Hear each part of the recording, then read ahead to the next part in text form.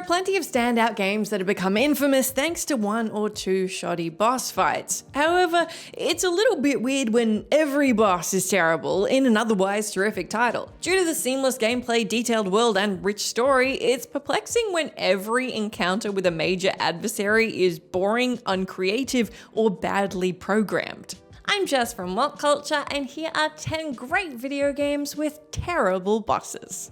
Number 10, Crisis Core, Final Fantasy VII. The staggering success of Final Fantasy VII led to a slew of spin-offs, including the prequel Crisis Core.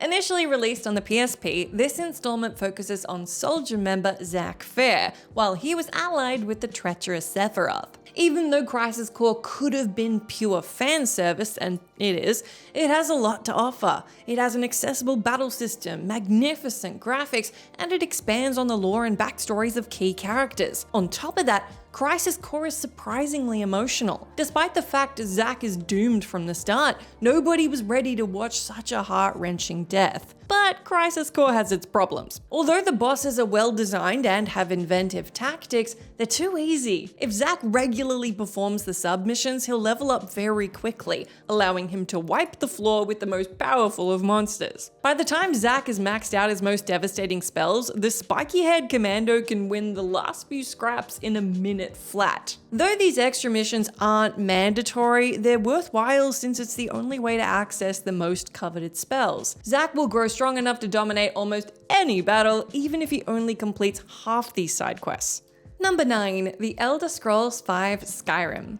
It's hard to know where to start while singing Skyrim's praises. Its immense world, personalized perk system, dual-wielding weapons, accessible user interface, and diverse spells are just a sample of the masterpiece's highlights. However, one of the few factors that didn't garner acclaim is the bosses. Considering the story centers around dragons laying waste to the world, fighting these almighty beasts should have been a sight to behold. And yet the most daunting adversaries can be eliminated by chucking a few fireballs from afar or by hacking them to pieces. Later enemies don't pose much trouble despite hefty health bars, so long as the Dragonborn has a selection of potions in stock. Annoyingly, the Elder Scrolls sequel saves the worst boss for last. Not only is the showdown with Alduin depressingly generic, it's more aggravating since it can take over 100 hours to reach him. What makes this criticism more noticeable is the fact that Skyrim has a bloat of bosses. If Bethesda focused less on endless Draugrs, Warlocks, and Wyverns,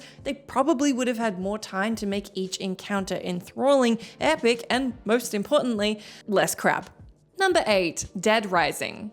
Though the controls in the original Dead Rising are clunky, this doesn't pose much of a problem while wailing on a slew of zombies. After all, Frank West doesn't need pinpoint accuracy while armed with a lawnmower. However, imprecise controls become an issue with the bosses, especially while taking on armed enemies from afar. In some battles, it feels like the controls pose more of a threat than the undead. While Frank desperately tries to aim at the bosses, he can be mowed down before taking a single shot. Although not every boss is a nightmare, some have the opposite problem and pose no challenge whatsoever. If the enemy has no long-ranged attacks, Frank can pick them off from a distance with ease. Alternatively, he can use heavy artillery or a chainsaw to deplete their health bar in a matter of seconds. In a nutshell, Dead Rising's bosses have no real difficulty curve. Whether Frank is tangling with a cannibalistic chef, a crazed security guard, or a demented clown, it's either insultingly easy or immeasurably frustrating.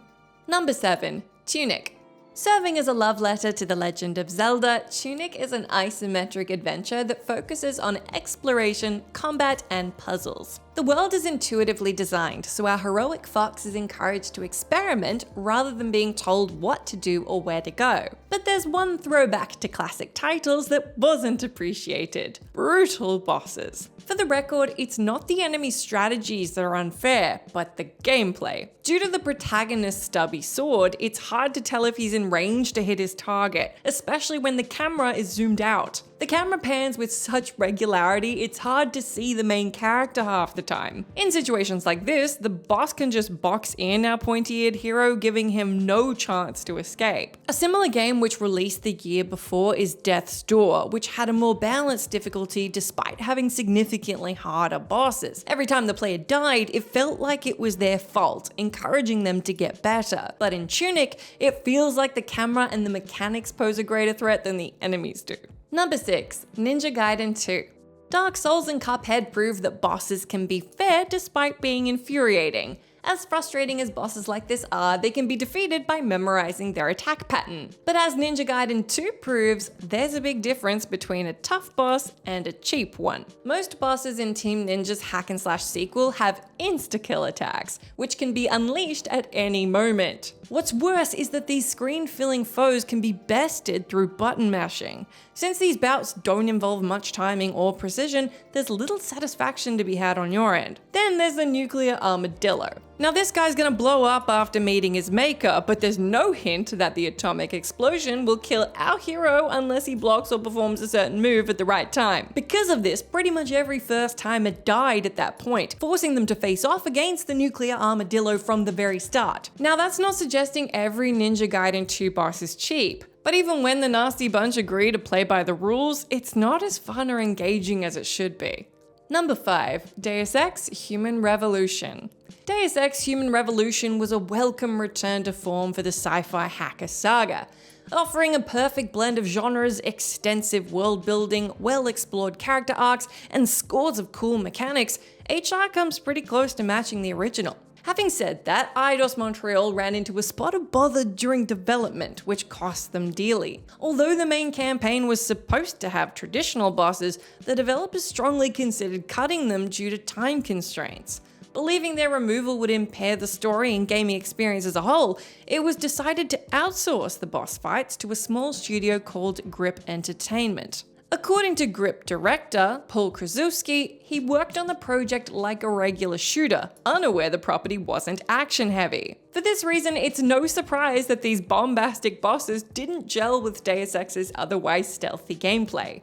To be clear, Human Revolution's bosses aren't bad in the traditional sense, but there's no question that they feel out of place with the game's tone. The bosses became such a sore point, they were completely overhauled for the director's cut of the game. Number 4. The Legend of Zelda Majora's Mask.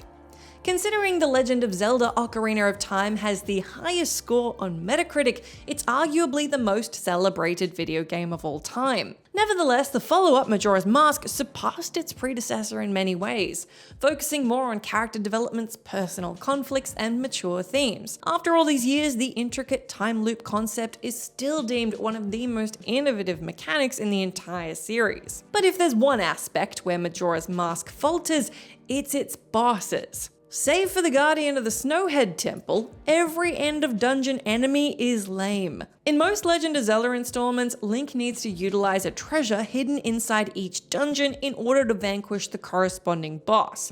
But in Majora's Mask, most of the bosses can be beaten with mindless slashing, including the main antagonist. Although the third boss Gyog doesn't have this issue, it's still tedious to fight the creature thanks to the awkward camera.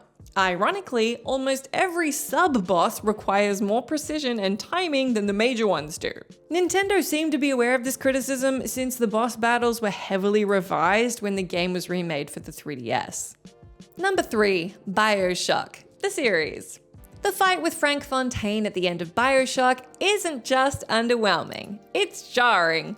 Considering how nuanced and fleshed out the world of Rapture is, it's strange to see this magnificent story conclude with a face-off against a Hulk reject. Due to Fontaine's formulaic tactics and tiny health bar, it's anticlimactic when the credits roll. Since the boss fights were deemed BioShock's only glaring flaw, a rational game should have avoided repeating the mistake in future.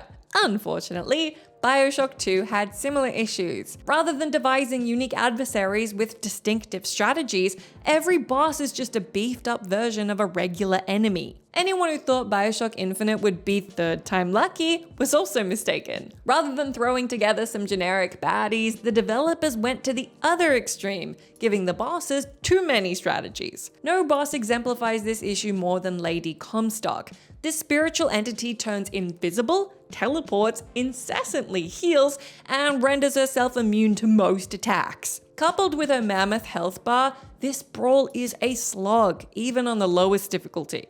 In a way, it's kind of impressive how the series bungled the boss fights 3 times in a row, considering how well the rest of the gameplay turned out. Number 2, Super Mario Bros. Wonder. Despite Super Mario's influence on the gaming industry, many of the Italian plumber's earlier titles had surprisingly mundane boss battles. In the original Super Mario Bros., our coin-collecting hero could beat Bowser just by reaching the right side of the screen. In many titles, Mario can defeat colossal machines, dinosaurs, and monsters by repeatedly bonking them on the head. Of course, the franchise's gameplay has evolved leaps and bounds over the years, and as a result, the more recent entries have given the gaming community some of the most entertaining battles ever. So what exactly happened to Super Mario Bros. Wonder? Rather than having Nintendo's mustachioed mascot contend with a varied group of end-of-level enemies, every castle concludes with fighting Bowser Jr. Although each encounter has mild variety, the Koopa Kid relies on the same strategy every time. And somehow, it gets even worse. At the end of each airship level, Mario must fight a robotic version of his nemesis. However, calling it a fight is probably a stretch since Mario can destroy Robot Bowser by pressing an overhead switch 1 time. Though Wonder is overflowing with innovation, the same can't be said about the boss fights. Number 1, Batman Arkham Asylum. Back in 2009, Batman Arkham Asylum cemented itself as the definitive superhero title almost overnight. Its masterful combat, imaginative puzzles, and lightning-in-a-bottle voice casting has allowed Rocksteady's DC saga to endure ever since.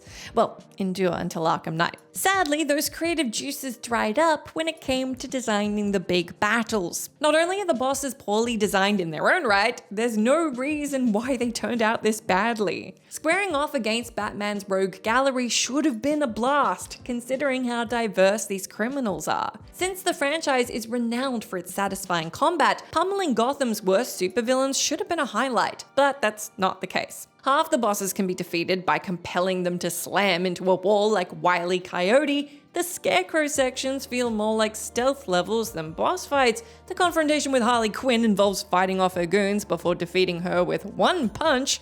Despite Killer Croc and Bane's immense size and strength, they can be easily stunned with a single batarang. And then there's the final boss. Not only does Titan Joker look ridiculous, it's arguably the easiest fight, since Batman's health replenishes each time he strikes his arch nemesis. The fact that the boss fights turned out great in the follow-ups makes this blunder in Arkham Asylum all the more glaring.